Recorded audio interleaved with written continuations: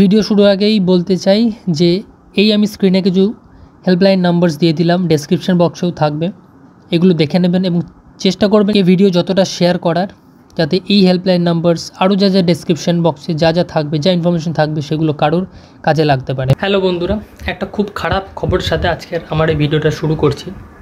Train number 13174 Agartala Sealdah Kanchenjunga express, যেটা কাল থেকে সাবরুম অবধি এক্সটেন্ড হয়েছে, আগরতলা জায়গায় সাবরুম অবধি এক্সটেন্ড হয়েছে, সাবরুম শিয়ালদা কাঞ্চনজঙ্ঘা এক্সপ্রেস আজ সকাল অ্যারাউন্ড 9টা-10টার সময় নিউ জলপাইগুড়ি কাটিয়ার ডিভিশনের নিউ জলপাইগুড়ি স্টেশনের থেকে মোটামুটি 30-40 কিলোমিটার দূরে একটা বড় দুর্ঘটনার শিকার হয়েছে।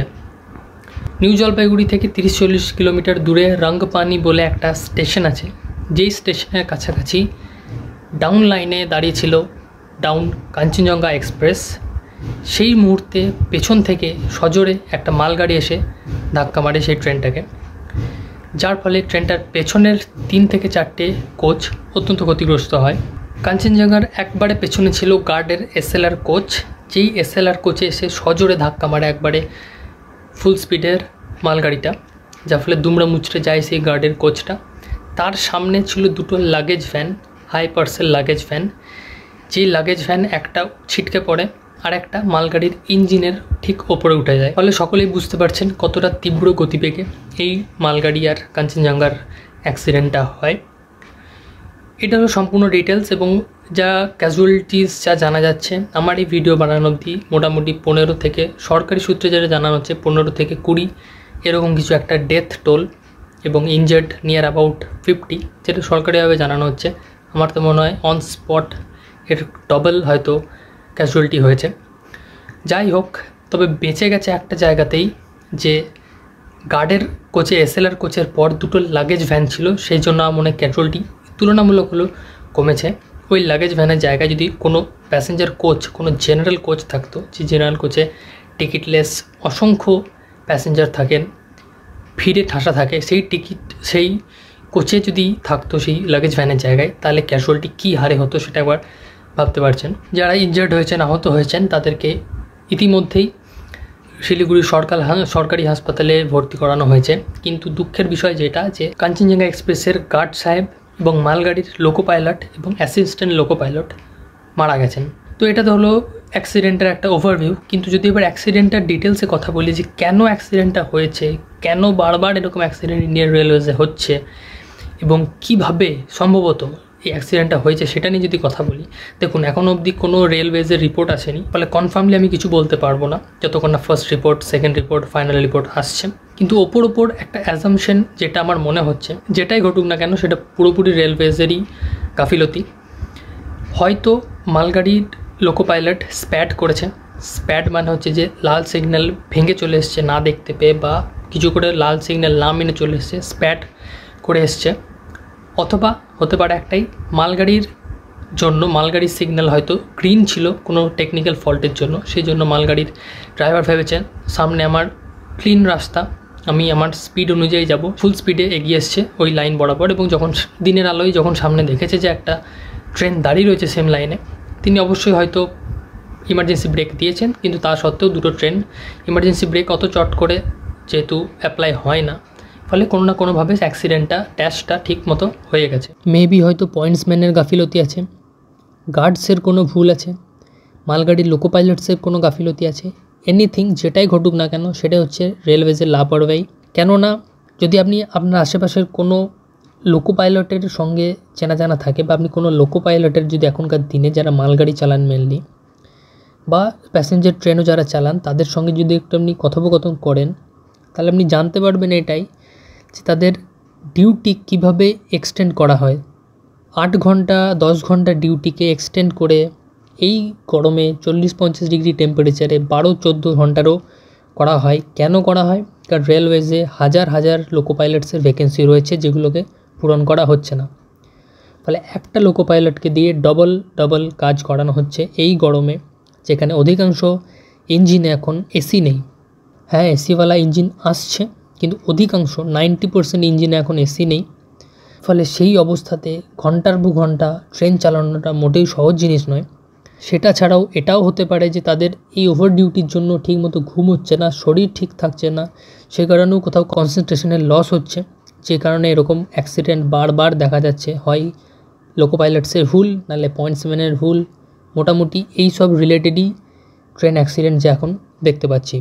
সেসব ছাড়াও আরেকটা রেলওয়েজের যেটা গাফিলতি, সেটা হচ্ছে যে এরকম দূরপাল্লার ডেলি রানিং ট্রেনকে এখনও অবধি কেন এলএইচবি কোচ দেওয়া হলো না, এটা একটা খুবই বড় কোয়েশ্চেন। যেখানে railway summer special train, one way special train, যেগুলো টেম্পোরারি ট্রেন, সেখানে এলএইচবি কোচ অ্যাড করে সেই ট্রেনকে চালাচ্ছে। সেখানে এরকম একটা ডেলি রানিং ট্রেন আগরতলা, কম ডিস্টেন্স নয় শিয়ালদা থেকে, যেখানে হামেশাই ট্রেনটা ফুল প্যাকড থাকে, সেরকম একটা ট্রেনে এখনও কেন আইসিএফ কোচ সরিয়ে এলএইচবি দেওয়া হলো না, এটাও একটা খুব বড় প্রশ্ন। কারণ এলএইচবি কোচ দিলে এই ক্যাজুয়ালিটিস হয়তো কিছুটা কমতো, এবং সবথেকে বড় যেটা হতো, এই যে দেখছেন একটা কোচের ওপর আরেকটা কোচ উঠে গেছে কাঞ্চনজঙ্ঘার, এলএইচবি কোচ থাকলে এলএইচবি কোচের সেন্ট্রাল বাফার কাপলিংয়ের জন্য এরকম ব্যাপারটা ঘটতো না।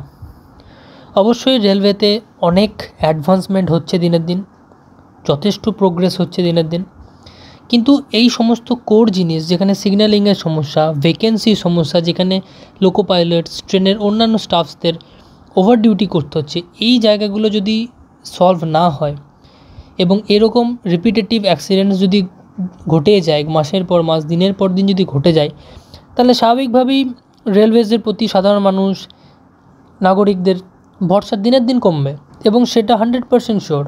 এই কাঞ্চনজঙ্ঘা এক্সপ্রেস যেহেতু আমার হোম স্টেশন দিয়ে যায়, ফলে আমি কয়েকবার এই ট্রেনটায় চড়েছি, এবং যখনই আমি ট্রেনটায় চড়েছি, ট্রেনটার কোচের কোয়ালিটি, অবস্থা এমনই পুরনো দিনের কোচ, যে আমার শুধু মনে হতো যে এত দূরের একটা ট্রেন কেন এই ট্রেনটাকে এলএইচবি করছে না। যখনই আমি ট্রেনটাকে দেখতাম কোথাও পেরিয়ে যেতে, বা আমি যখনই বোর্ড করেছি, সেম থিঙ্কিং আমার মধ্যে এসছে যে ট্রেনটাকে, সমস্ত ট্রেনকে, ছোটোখাটো 3-4 ঘন্টার ডিস্টেন্সের ট্রেনকে যেখানে এলএইচবি করে দেওয়া হচ্ছে, এই ট্রেনটাকে কেন এলএইচবি করা হচ্ছে না? এত লোক এতে যায়, এত দূর অবধি ট্রেনটা যায়। এই দুর্ঘটনাটা মোটামুটি 4 থেকে 5 ঘন্টার মধ্যে সমস্ত রেস্কিউ কমপ্লিট হয়ে গেছে, বগিগুলোকে লাইন থেকে আলাদা করা হয়েছে, লাইনকে মোটামুটি ক্লিয়ার করে দেওয়া হয়েছে। তা সত্ত্বেও কিছু কিছু ট্রেন এখন ডাইভার্টেড রুটে চলবে। তার সমস্ত ডিটেলস যাদের যাদের দরকার হবে তাদের জন্য আমি ডেসক্রিপশন বক্সে দিয়ে দেবো, ডাইভার্সন কোন কোন ট্রেনগুলোর কোন দিক দিয়ে হয়েছে। এবং এনডিআরএফের সঙ্গে শিলিগুড়ির বেস ক্যাম্পের প্রায় 80-র কাছাকাছি সেনাও এই উদ্ধার কার্যে হাত লাগিয়েছিলেন, এবং এই উদ্ধার কার্যের পর ট্রেনটা পুনরায় ওই শেষের 4-5টা বগি বাদ দিয়ে পুনরায় ট্রেনটা ধীরে ধীরে শিয়ালদার উদ্দেশ্যে রওনা দিয়ে দিয়েছে। এরপরে অনেকে কবচ নিয়ে কথা বলছেন, যেটা হচ্ছে অ্যান্টি কলিশন সিস্টেম। হ্যাঁ, এই কবচ ধীরে ধীরে লাগানো হচ্ছে। ধীরে ধীরে এই কারণেই বলছি, কারণ ইন্ডিয়ান রেলওয়েজ হচ্ছে এশিয়ার সবথেকে বড় রেল নেটওয়ার্ক, ফলে এতটা সহজ নয় সমস্ত জায়গায়, সমস্ত লাইনে, সমস্ত ডিভিশনে, সমস্ত রুটে খুব শিগগিরই এই কবচকে আনার। কিন্তু হ্যাঁ, অনেক ডাব্লিউসিআর রেলওয়ে জোনে অলরেডি এই কবচ বসে গেছে, ধীরে ধীরে সমস্ত রুটেই কবচটা বসবে। এবং হ্যাঁ, কবচ থাকলে করমণ্ডলে যে অ্যাক্সিডেন্ট হয়েছিল সেখানে হয়তো কবচটা ট্রেনটাকে, অ্যাক্সিডেন্টটাকে রুখতে পারতো না, কিন্তু হ্যাঁ, কবচ থাকলে মেবি আজকের এই অ্যাক্সিডেন্টটা কোথাও না কোথাও হলেও আটকে যেতে পারতো।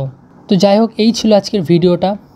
যাই হোক না কেন, যারই গাফিলতি হোক না কেন, পয়েন্টসম্যান, চালক, সিগন্যাল, সমস্তটাই রেলওয়েজেরই, ফলে গাফিলতি রেলওয়েজেরই হয়েছে। এই গাফিলতি যেন ধীরে ধীরে কমে আসে এবং যাত্রীরা যেন পুনরায় সেই ভরসাটা পায় রেলওয়েজের ওপর, যে হ্যাঁ, রেলের ট্রাভেল করাটা ভরসাযোগ্য, তাহলে ইন্ডিয়ান রেলওয়েজের জন্য খুবই একটা বেনিফিশিয়াল জিনিস হবে যেটা।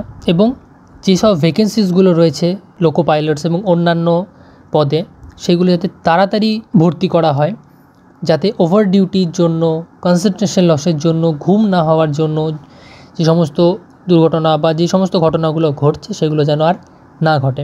ভিডিওটা যতটা পারবেন শেয়ার করবেন, কারণ এই ভিডিওতে কিছু ডাইভারশন ট্রেনের রুটস, তাদের নাম এবং হেল্পলাইন নাম্বারস এবং আজকের সমস্ত ঘটনাটা একটা সামারি রয়েছে। সেটা যত মানুষের কাছে শেয়ার হবে তত মানুষ সেগুলো সম্পর্কে জানতে পারবেন কারো দরকার হলে। এবং আপনার কি মতামত, আপনার কি রায় এই ব্যাপারে, সেটাও ডেফিনেটলি কমেন্ট করে জানাবেন, কমেন্ট কিছু একটা করবেন। তো এই ভিডিওতে এতটাই, দেখা হচ্ছে পরের অন্য কোনো ভিডিওতে। ভালো থাকবেন সবাই।